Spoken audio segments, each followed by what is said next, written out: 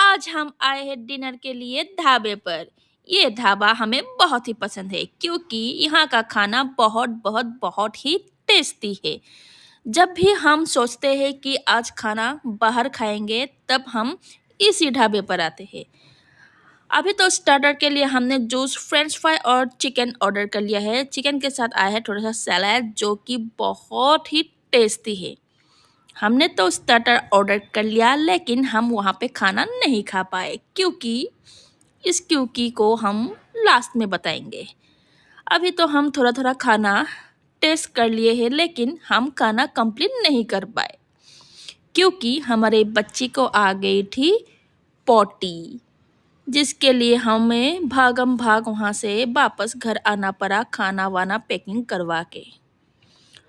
आज के लिए इतना ही था। अगर हमारा वीडियो अच्छा लगा तो लाइक, कमेंट और सब्सक्राइब करना ना भूलिए।